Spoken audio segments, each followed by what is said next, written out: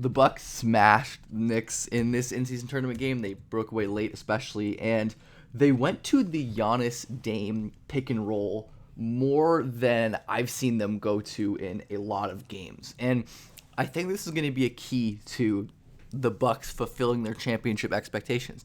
The defense is going to be what it is, but their offense has honestly been a bit underwhelming and disorganized at times, and it was firing on all cylinders. And at the foundation of it is involving your two best players in screening action and two of the best offensive players in the league. They went to it literally right away, and the first couple times they went for it, it got blown up by some excellent defense from guys like Quentin Grimes, and the Knicks are obviously a really formidable defensive team, and they started out trapping Lillard through a bad pass, but they quickly get on track with this play as later in that first quarter we see the fruits of the Giannis Lillard high pick and roll and the progress that Giannis has made as a passer over the last 3 or 4 years coming to fruition.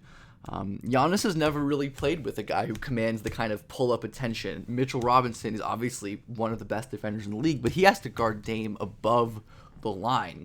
And this is a perfect pocket pass under the hand. And because of the Knicks' heavy gap show scheme, they always have someone parked deep in the nail. They always have shaders on 2 blocks. Giannis can use that, his own scoring gravity. RJ Walls to take a charge, but he's able to kick that ball out to Marjon for an open 3. It's simple stuff, but it's using your best players, and they'll flow into these like dribble handoffs as well with a like super wide spaced floor. They often go like 3 flat just to give Giannis and Dame this entire part of the floor to work with, which is obviously really deadly.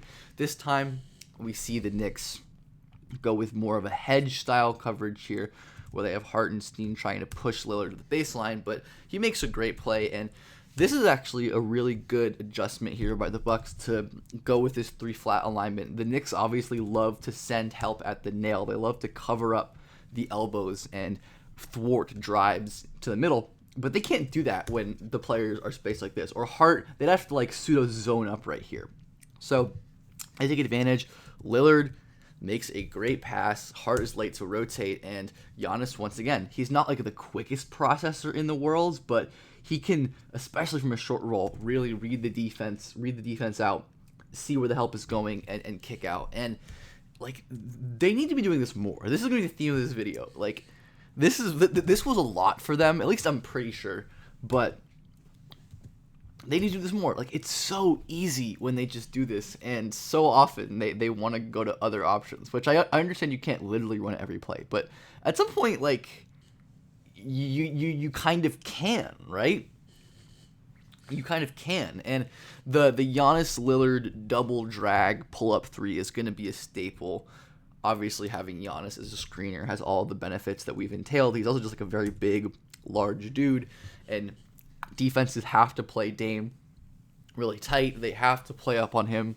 He is going to pull up in their face, and I don't think the Bucks have ever, at least not that I've seen this season, used Dame as like a hard screener. And I obviously haven't watched every minute of them play, and if anyone is watching more Bucks and they have used Dame as a legit screener, I'd love to know in the comments. But they'll like ghost Dame out to try to get a matchup or like a quick 3, which we'll look at later, but they don't have him set like legit screens. And maybe he doesn't want to. This is a great screen by AJ Green to get Giannis free downhill, but maybe like Dame doesn't want to set screens, so they just don't want him taking that kind of physical toil. But obviously, AJ Green is a very nice shooter, but having this be Dame, obviously Steph has pioneered like the legit screen by a small guard. So many teams like OKC, New Orleans Orlando have incorporated this into their offense, and I wish that the Bucks would just do this with their 2 best players.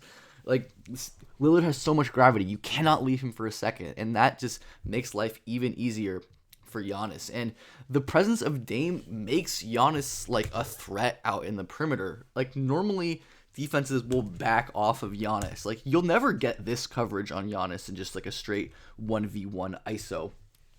Again, we see the 3 flat on the baseline take away the nail help. This is really great positioning as well for this head of steam Giannis offense. But the screen is what really gets this advantage and makes this play. because Lillard is such a three-point pull-up threat, Randle has to come way above the three-point line here. And that means he's guarding Giannis somewhere where he doesn't want to be guarding Giannis. He wants to be sagging off and trying to wall him up. But Giannis with someone guarding him tightly from the perimeter, like, you're cooked. You're done. There's just nothing you or anybody else can do. And it's the power of Lillard's pull-up shooting along with the simple screening actions. Another screen here by Campaign where great like live dribble dump off by Giannis. But again, like, why can't this just be Dame? Do this with Dame. Like, imagine if Dame was leaking out instead of Campaign. And Campaign is, of course, a solid offensive player, but I really would love to see them experiment with that Dame as a screener more often, because I think we've seen the best point guards do it, and Dame could absolutely make tons of money doing it as well, like literally and figuratively in this in-season tournament with the NBA Cup. And we see the advantage of having your Giannis defenders out of the paint with these double drags.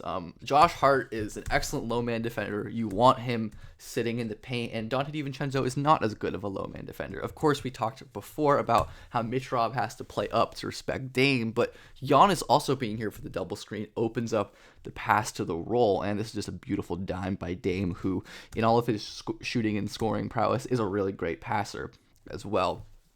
Just the offense was humming on all cylinders with these two out there.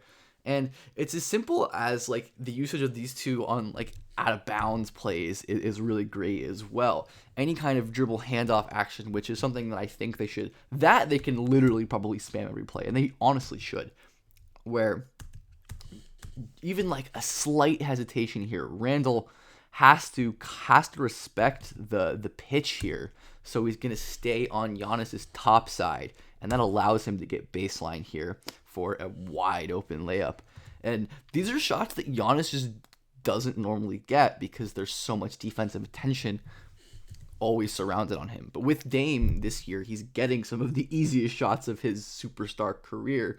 And it is on nights like this where that makes this Milwaukee offense look totally impossible to stop. Let's skip ahead to the third quarter, where they definitely didn't run this as much, and obviously this is when they started to kind of blow the Knicks out. We see another example of forcing like the middle help here and how the Knicks shell. I really like this camera angle to kind of show how the Knicks play defense and what their shell is really like and how tight it is. How, again, we see RJ Barrett, like Josh Hart, they always have a player stuck to the opposite nail. They always have two on the block. And because you have to do this, especially with Giannis, just that little move by Robinson to have 2 feet in the paint opens up this pass to Brook Lopez, and that's enough for him to get a wide open three. Very simple action. It's just pick and roll with spacers. No bells, no whistles. Actually, I mean, you have Chris screening out here because pre-screen motion is always good, so preoccupy help, but there really is no bells, no whistles, no frills here. It's just two incredible players running spread pick and roll, and it is really great when it works. We see the dribble handoff game again. Giannis is a very good screener. He gets super wide. He's hard to navigate around, and Lillard is going to capitalize. Obviously, he destroyed the Knicks today. He carved them up, not only with Giannis, but his own pull-up shooting, advantage creation, passing all day. He was phenomenal. And we finish it off with one last play, as this Giannis Lillard pick and roll can always just be used as a way to get Giannis to like his spot on the floor more easily. Again, we see them hedging here. Randle tries to push Lillard middle, but he releases instantly to Giannis. And though Randle is like back in the possession, Giannis has him on the ropes. He can do whatever he wants back into this fadeaway. And because Randle didn't have solid position initially, like, I think the theme of this video is like these little advantages created by Lillard and the motion. That is all an elite scorer like Giannis needs to take the next level and to make it impossible for him to guard. So I hope we just continue to see more and more of this as the season goes on, as Giannis and Dame build chemistry and get more comfortable with each other, because really we're seeing some of the potential here with the Giannis Dame pick and roll that people hypothesized could happen, and it is absolutely happening early in this season.